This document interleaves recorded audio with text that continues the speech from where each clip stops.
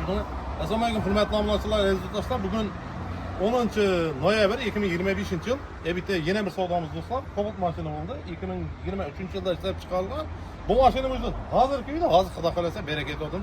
Istoret reklama etib uspit etmadik. 2023 yilda ishlab chiqarilgan 68 ming probig yurib turgan metan yumshoq balon 100% rodnoy mexanika korpusda Cobalt'imizda xudo xolasa endi reklama etamiz deb turdik. O'zimizdan Gullardan Mollajumondan Elxon akam oqshom bolasi Damas tashlab ketdi. Damasini sotib berdik, xudo xolasa.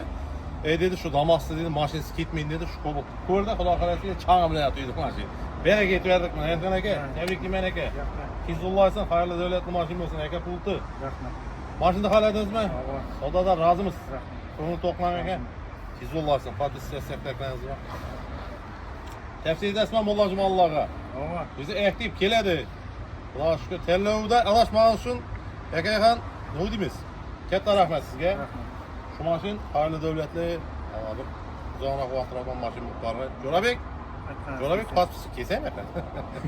Jo'rabek taniqaldi ana. Ayni ko'rka. Zo'r mashina oldi xudo xolasa. Xizmatimizdan rozimisan? Kelursa avtoshop kunlarida xizmatdamiz. Mashinamizning bahosi 127 million so'm naqd pulga berdik do'stlar. 2023 yilda ishlab chiqarilgan mexanika korpusi 100% metan shaqollarni 127 million so'm do'stlar. Menimcha undan baho Emrindan yo'q bo'lsa kerak. Kelursa avtoshop kunlarida xizmatdamiz. Xudo xolasa mashinamiz Mollajumonga ketdi. Jo'rabek borasizmi jo'shtirmaga? Bo'ldi. Yana qani ko'ringlar aka. Jo'rabek